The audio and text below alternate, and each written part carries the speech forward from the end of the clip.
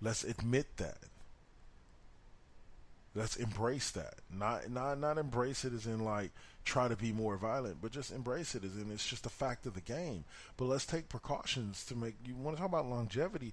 The shortening of longevity comes from a player getting getting a concussion and being allowed to go back into the game, into the same game, or come back the next week because he's feeling about 90%. No, you got to be 110% before you come back to the field. Concussions don't play. Let your body heal. Let your brain heal. And I understand the need that, hey, star players got to get out there and play. We need them and blah blah blah blah blah. Players' health above all. Period. And that's the way it's supposed to be. That's the way it's pitched to us. Think about that. In the general sports world, that's the way it's pitched to us. That the deal is players' health above all. But do we always see that? Do we truly always see players' health above all? I can think of about 5 or 6 games so far this season where either on ESPN or in my mind after watching the game, so on and so forth, I looked at a player and was like, why were you back in the game? You had your bell rung so loud I heard it outside my window when I was watching it on TV from 1,000 miles away. How in the hell did you get back in the game? And I don't care how alert you are. You had your bell rung, and I mean rung. You shouldn't be coming back in. At least not for that game. Maybe give you another week. Let you go to practice, non-contact, early in the week. See how you're feeling, and go from there. But definitely not back in that game. So I just want to say my piece in saying that I believe that the concussion protocol has its flaws and definitely needs to be improved. But sorry. Before I wrap this up, it was brought to my attention today when talking to one of my cohorts from my job at the sports bar, Buffalo Wild Wings, that a lot of these doctors that are on the sidelines are fans of the teams that they're working for.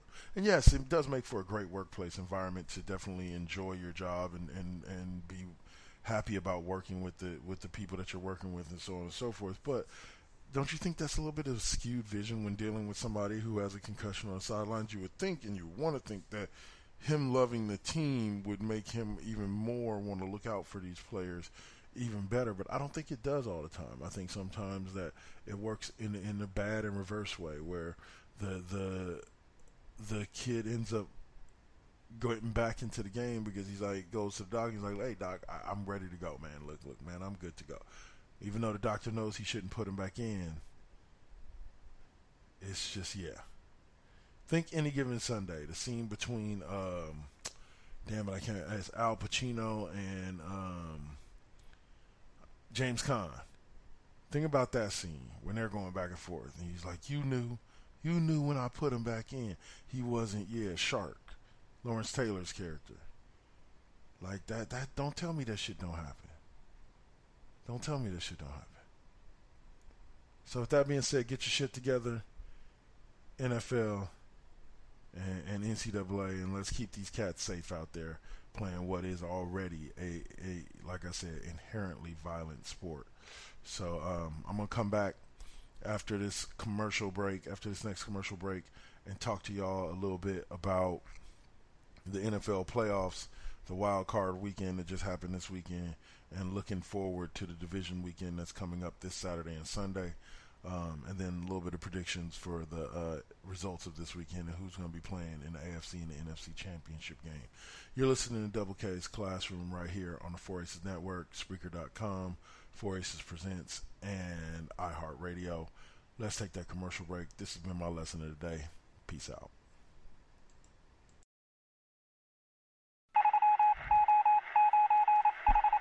Tune in, folks. It's now time for Double K's Lesson of the Day.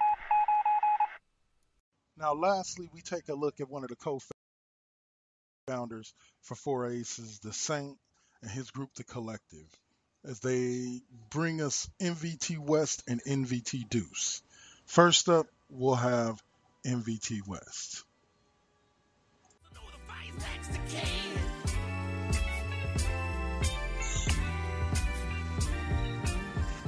Ladies and gentlemen, everybody around the world, I welcome you to the season premiere and the Spreaker premiere of Four Aces Presents Now versus Then West, where the West Coast has it in.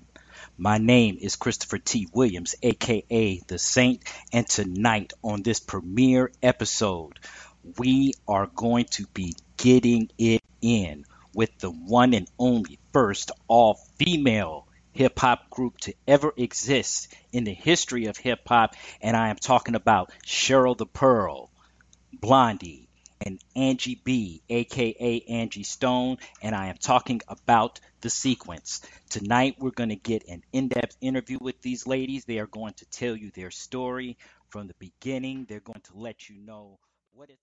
Now, you can normally catch NVT West on Wednesday nights at 9 p.m.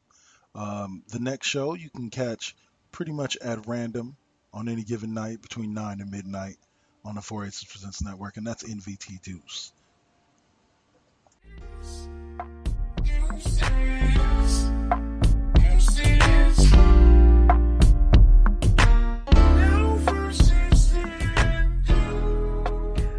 What's good with it, planet Earth? What's good with it? And you are tuned into the vibe. Welcome to Four Aces Presents NVT Deuce. I'm your host of the evening. As always, I am the Saint, and tonight it's just another Saturday night conscious storm. It's a little breezy outside here in the great city of Sacramento, California, but we're going to do what we can to keep you warm if you're a little bit cold. And for those back east that are listening to us on the late night, we appreciate it and we welcome you to the vibe, as always. Tonight we're going to kind of mix it up a little bit with the music, but there are a couple of announcements that I'm going to be making. All right, guys, so that'll do it. MVT Deuce, like I said, you can find them on random nights from Tuesdays to Saturdays to Thursdays. Just keep an eye out for MVT Deuce, MVT West, right here at the 4 Aces Presents Radio Network on Spreaker.com/user/4 Aces Presents. 12 different shows, one unique voice. I'm Double K. We'll catch you next time. Peace.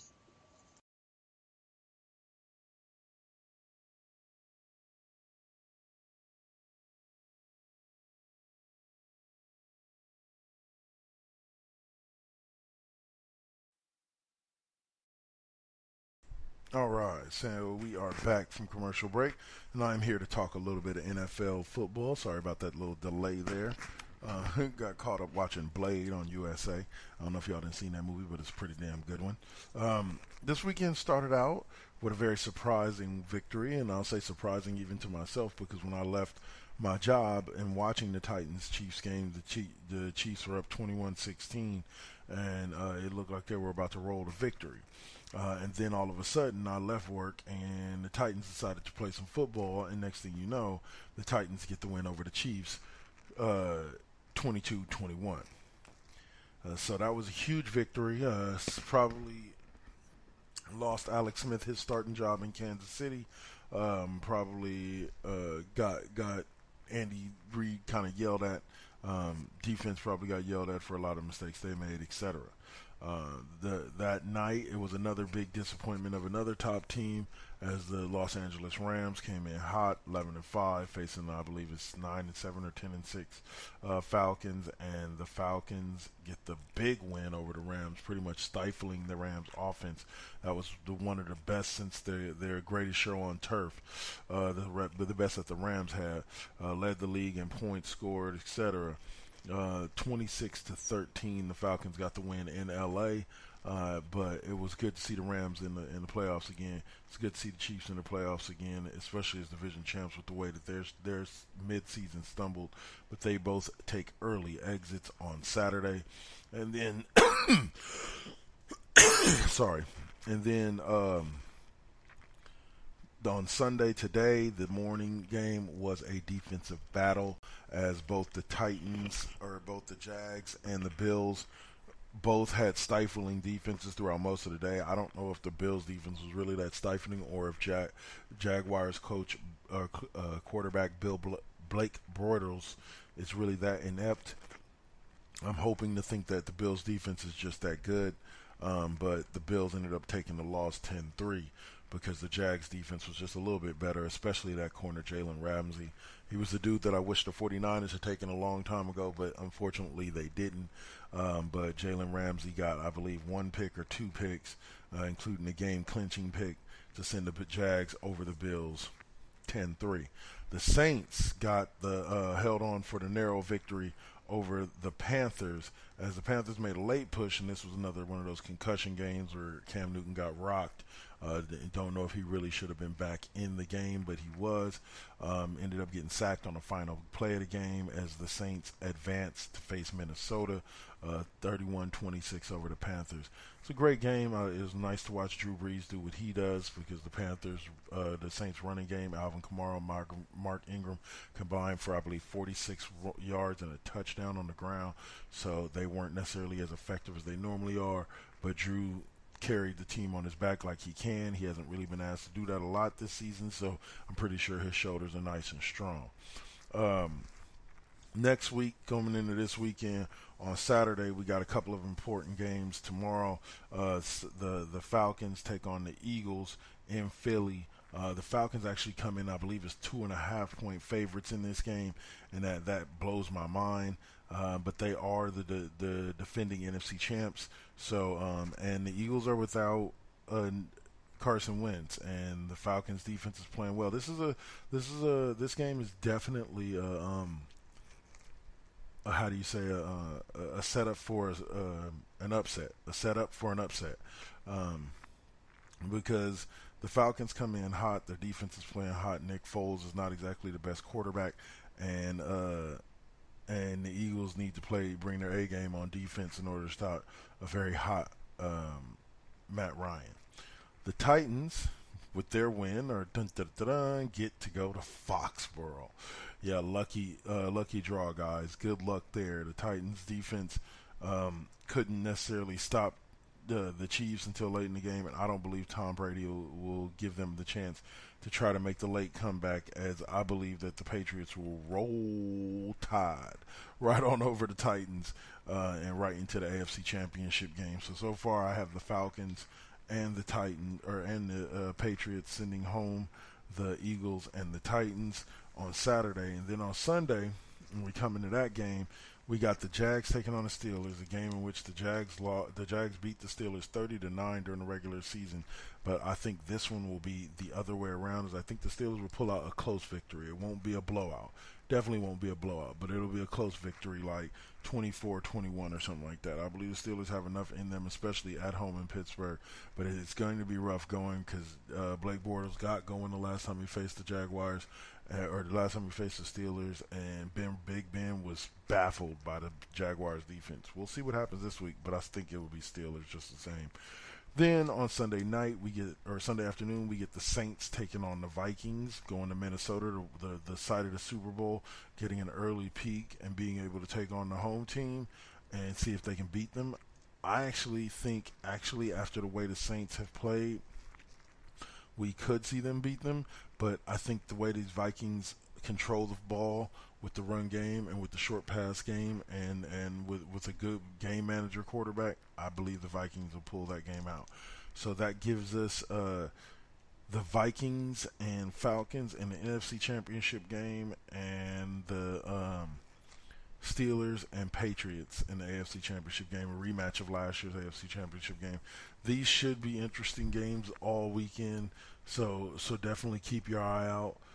Keep your eye open, and go to your local sports bar. Watch it at home, but just watch the games, because these guys are out here breaking their necks for us and for our entertainment.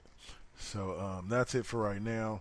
I'm not going to give you a prediction as to who will win the AFC and NFC Championship game. You'll have to check back with me in 2 weeks, because I believe the next time I go on for Double K's Classroom will be right before the AFC and NFC Championship game. I will give you my predictions for who is going to the Super Bowl at that point. So y'all just hang tight. Next week, listen in to, right here in the 8 o'clock slot, listen in to K-Double's 5th period music class, where